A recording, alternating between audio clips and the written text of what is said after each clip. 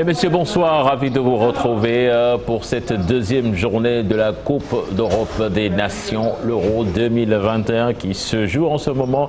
Yëf yi commencé na démb et vous avez vu l'Italie qui a commencé hier en trombe avec une belle victoire face à la Turquie 3-0 sànq ci kanam équipe bu Suisse mi ngi doon joué daje ak Pays de Galles match nul 1 but partout dinañ ko waxtaanee fii tey tamit waxtaanee ci match bi nga xam ne moom moo ñëw war a am à 16h ci diggante équipe bu Danemark ak Finlande tey nag dinañ ci ànd ak suñuy consultants yi nga xam ne xàmmee ngeen leen ku ci mel ni doyen Assane Sène que je retrouve avec plaisir doyen maa ngi lay nuyu. nuyu naa ñëpp fay naa ñëpp namoon naa leen. ñoo la raw Hubert Mbengue nekk directeur publication bu Record moom tamit mi ngi fi Hubert maa ngi lay nuyu. maa ngi lay fay Cheikh. di nuyu Assane di nuyu téléspectateurs yi. Moustapha mi nga xam ne yàgg ngeen ko gis muy ànd ak ñun ci compétition yu mag yu ci mel ni Coupe d'Afrique des Nations Coupe du Monde tey jii ñuy waxtaan ci Euro bi mu ñëw jàpp ci Moustapha maa ngi lay nuyu. maa ngi delloo ziar di nuyu tous les téléspectateurs de la TFM. Voilà, ça va se passer comme ça, l'Euro 2021 à vivre sur les antennes de la Télé Futurs Médias. Yéen tamit téléspectateurs yi seetaan bokk ngeen ci am ngeen ci wàll ndaxte TFM ak ay partenaires am dinañu leen jox ay cadeaux yu mucc ayib. Vous pouvez pronostiquer donc jusqu'à 5 minutes de la fin du match en appelant au 88 676 02 02 ou au 88 628 20 20 TFM donc jagleel leen ay enveloppe yu ci mel ni démb rek ci match démb bi joxe nañ fi ñaari prix ki njëkk a pronostiqué pronostic bu baax bi ci diggante Italie ak Turquie moom gagné woon na 100 000 ki ci tegu gagné 50 000 ak maillot yi ñu ngi fii bokk na ci maillot bu Kylian Mbappé ñoom Benzema Harry Kane Lewandowski ñoom ñëpp seen maillot mi ngi fii mën ngeen ko gagné ak ay téléphone tamit yu ci mel ni ay iPhone 12 Pro Max Samsung Galaxy ay tamit yeneen i cadeau yoo xam ne daal jagleel na leen ko fii ci TFM ci Euro bi. Alors on va rentrer dans le vif du sujet avec sunu invité yi je vais commencer avec toi Hubert sànq premier match bi doon daw ci diggante Pays de Galles ak Suisse mu mujjee jeex 1 but partout quand même ci poule boobu démb Italie gis nañ mu def différence bi ak belle victoire face à la Turquie. Donc on peut dire que c'est l'Italie qui fait la belle affaire donc durant cette première journée ci poule boobu. Oui, absolument. Je crois qu'avec cette victoire 3-0, l'Italie s'est révélée comme on l'attendait, comme un grand favori pour le titre. Ils ont une belle équipe. L'entraîneur a su véritablement changer la philosophie de l'équipe, la philosophie de jeu. Et installé, je crois que cette équipe de Turquie, avec plusieurs joueurs provenant de Lille, qui est champion de France, notamment le capitaine, attaquant de pointe, je crois que les gens considéraient que déjà c'était un premier choc de cet Euro entre l'Italie et la Turquie, surtout que la première mi-temps s'est soldée par nul vierge. Moi, même malgré la défaite, je pense que la Turquie est capable de s'en sortir face à... Oui, de revenir et de s'en sortir face aux deux équipes-là. Voilà damay interroger coach sax ci équipe boobu xam naa ni match bi jafe woon nga seetaan ko bu baax parce que yaa ngi woon ci yoon bi tout ça pour ñëw ci émission bi muy Suisse Pays de Galles mu mujjee 1 but partout quand même mais gis nañ équipe suisse boo xamee ni dans ce match quand même ils ont beaucoup raté occasion yu bari finalement Pays de Galles mujjee égalisé par Moore c'est Embolo qui avait ouvert le score pour la Nati quand même niveau bu ñu gis si ñaari équipe yooyu bon je pense que quand même ils ont montré plus que la Turquie hier moo tax ñuy laaj est-ce que c'est la Turquie qui a été très faible ou c'est l'Italie qui a été trop forte? Je pense que c'est un peu difficile de faire cette comparaison dans la mesure où les adversaires ne sont pas les mêmes. Par exemple, quand je regarde l'Italie, l'Italie a montré une équipe quand même qui a une autre philosophie par rapport à la façon dont elle avait l'habitude de jouer. Parce que tout le monde savait que les Italiens étaient très défensifs, mais on a senti une équipe italienne qui a montré beaucoup d'équilibre sur le plan offensif. Et à un moment donné, ils ont mis une pression très haute. Par moment aussi, ils ont accepté de faire le dos au rond, surtout durant les phases défensives. Mais tout compte fait, je pense que c'est surtout leur transition offensive-défensive qui a été très bonne. Maintenant, comme ce sont les 4 équipes qui partagent la même poule, donc généralement les premiers matchs c'est difficile. L'Italie a la chance de faire un bon début de compétition. Maintenant, il appartiendra à la Turquie qui a longtemps joué le tour fait, donc de se rebiffer parce que déjà le match nul va compliquer la situation pour eux. Mais on verra, parce que la Finlande aussi a eu à faire se rebiffer pour avoir le point du nul.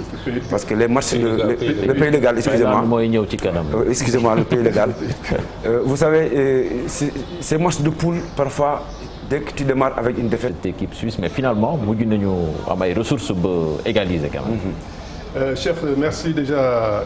Je pense qu'il faut déjà ci Euro bi ñu campé waat débat bi bu gën a baax xam nga wax nga rapidement Italie face ak Turquie obligé subir ba nga xaw sax yaakaar ne xëy na du ñu nekk outsider yu baax yi mais l'Italie joué chez elle xam nga Euro boo xam ne àdduna si fu nekk ngay football 11 pays sooy joué sa dëkk match d'ouverture ci équipe boo xam ne aussi suñ ko répété en 2016 biñ fi enfin 2016 ñëwuñu ci Euro 2018 ñëwuñu ci mondial bi ça a fait grincer des dents li Moustapha wax ñu bàyyi donc génn ci défensif match ni andi leneen lu bees et puis am dynamique bu rafet ça fait quoi 28 matchs amuñu défaite dont 8 yoo xam ne d'affilée sans jël bi ñooñu pour Turquie wuyu dafa doon jafeñ démb donc loolu moo tax xëy na Hubert mun na waxagum dëgg outsider ñooñu mën na ci bopp soo waxee ci matchu tey bi bon ñoom aussi on les a déplacés dem jouer ji ba Azerbaïdjan xaw ma fan dëkku fu kenn xamul c'est un peu compliqué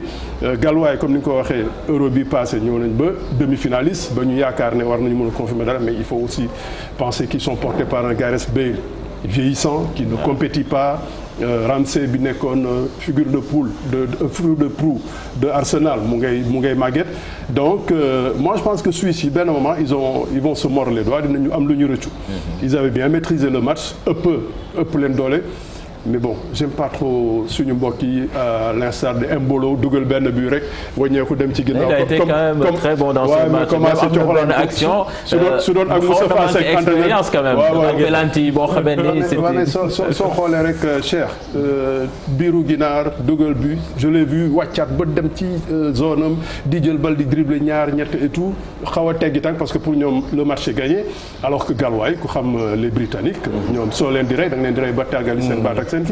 Donc c'est une poule boo xam ne ça va être très très ouvert moi je pense et deuxième journée bi je pense moo ñu war a mën a définir mais Turquie bi nga bëgg a enterrer li la Hubert wax ils ont été vraiment mauvais hier. C'est l'Italie. Moi je pense que c'est l'Italie qui est plutôt forte. waaw non largement ci poule boobu donc moom moo leen am na lu mu leen jiitoo. Déjà quand tu vois ça en qualification 0 défaite toll nañ ci foo xam ne fi mu nekk nii pour dékku leen di nga teel a jóg mais bon suñu demee ba génn ci ñu ndaw yi nag ba ñu ñëw ci. fi doole yem on verra bien mais dans un premier temps je pense que après cette deuxième journée il faudra faire attention on peut voir des Turcs yu dellu si boîte bu baax comme tu dis tiré par un Bourak boo xam ne Dubaï les Suisses ils vont se dire attention en général ñoom dans les compétitions comme ça ils sont régulièrement sérieux dinañ ci bokk quoi bon mais Pays de Galles ragal naa ne seen doole dina wàññeeku on va voir ils n'ont rien à perdre Pays de Galles ils n'ont rien à perdre d'autant plus que c'est pas une équipe qui est une foule de guerre comparée aux autres dans la poule, mais il peut y avoir des surprises. Je pense que les Turcs, ils ont perdu le premier match, mais ce qui est sûr et certain, comme on a l'habitude de le dire, on vous dit que celui-là c'est un Turc, ça veut dire qu'il n'abandonne jamais. Ils n'abandonnent jamais, on verra s'ils vont abandonner ou pas. Léegi dañuy dem ci match bi nga xamee ni moo war a am 16h affiche bi ci diggante Danemark ak Finlande dañuy taxaw ba ci équipe bu Finlande je pense que bii mooy seen première participation ci Coupe d'Europe des Nations xam naa ne su ma fàttalikoo. compétition internationale mondiale ak Europe yi guleet ñu bokk ci compétition bu mag. su ma fàttalikoo benn joueur finlandais bu maanaam amoon na aura international. Je pense que c'est Jari Litmanen. il était tout seul. l'Ajax. Voilà, je pense que moom la ñuy gis noonu sax ci image yi l'ancien de l'Ajax. Mais liggéey nañu ba ñëw ci Euro. Je pense quand même on va suivre cet élément avec la régie pour nous présenter quand même cette équipe que certains pensent quand même qu'elle va faire sensation durant cet Euro. Pour B avec le Danemark, la Belgique et la Russie.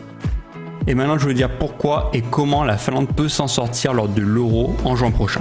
D'abord parce qu'elle pourra compter sur sa solidité défensive. Avec un bloc compact à 5 derrière, les lignes savent bloquer aussi bien les passes adverses que les incursions dans la surface. Un contre sera toujours bien arrêté par un joueur d'appoint qui saura faire le pressing constamment pour permettre à son équipe de se replacer. Cela résulte d'une belle efficacité offensive. En effet, la Finlande est capable de relancer correctement les ballons avec leurs deux milieux au pivot au milieu de terrain pour lancer une contre-attaque.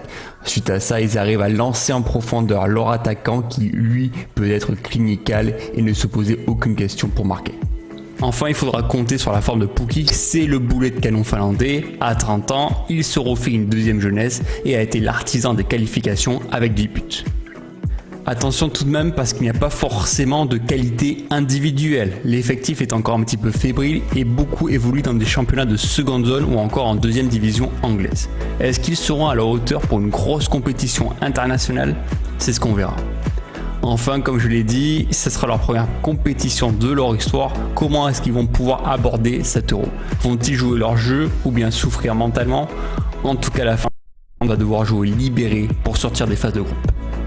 Et merci à tous d'avoir suivi cette vidéo. N'hésitez pas à me dire dans les commentaires si vous pensez que la Finlande peut créer une surprise et au moins sortir de cette phase de groupe.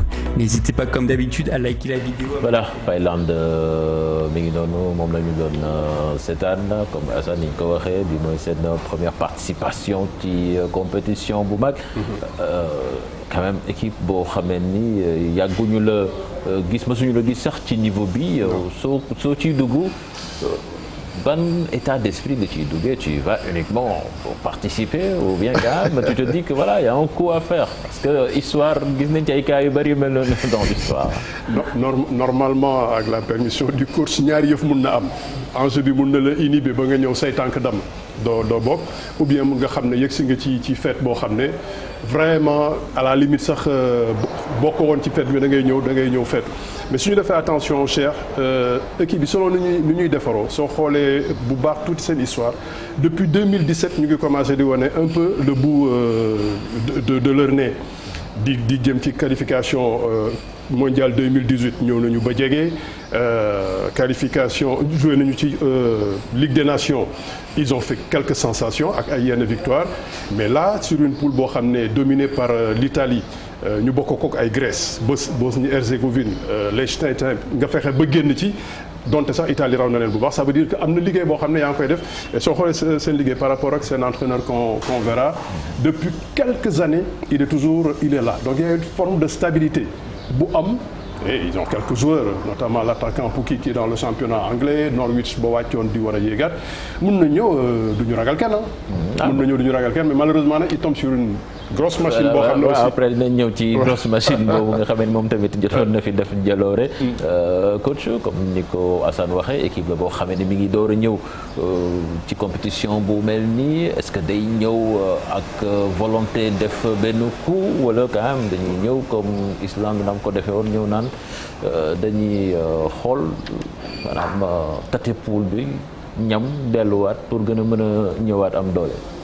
Moi je pense que déjà le simple fait de se qualifier c'est une très bonne chose, participer à ces grands rendez-vous mais il faut avoir aussi l'histoire de cette nation dans ces compétitions parce que parfois c'est la communication qui fait défaut. Si en partant à la Coupe d'Europe ils analysent la situation correctement, ils vont pour apprendre, ils vont pour découvrir, déjà il y aura moins de pression.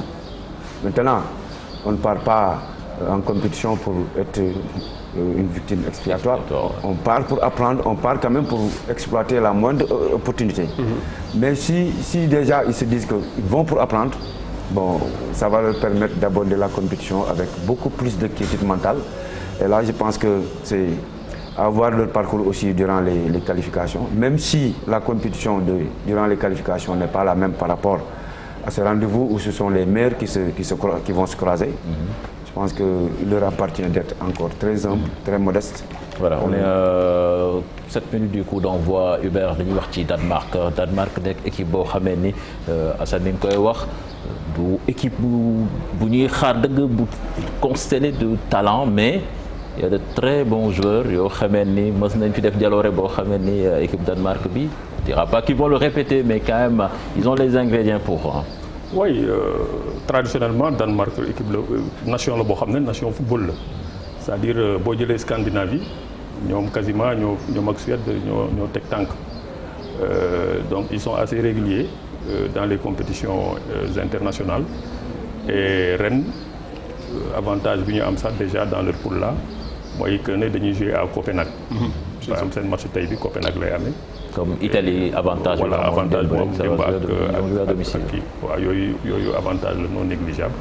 poule bi kaa difficile na, poule bu xaw a jafe la, mais gis naa ne Danemark am nañu suffisamment de potentiel pour génn si. Surtout que avantage domicile bi, avec le public qui revient, jauge bi defe naa atteindre na quelque chose comme 35 000 spectateurs. Bon, je pense que loolu mën na jouer en leur faveur. C'est clair. Coach Danemark bu ñu ko xalaatee, je pense à 92. Peter Schmeichel, Bini, ce sera Kasper Schmeichel qui sera dans les buts. Quand même, équipe la boo xamante ni quand même dafa jar a bàyyi xel nag. Non, moom la comme li Hubert wax, les gens du Nord ñoom dañu am seen rigueur ak seen sérieux ak seen discipline. Donc Danois yi ay viking lañu.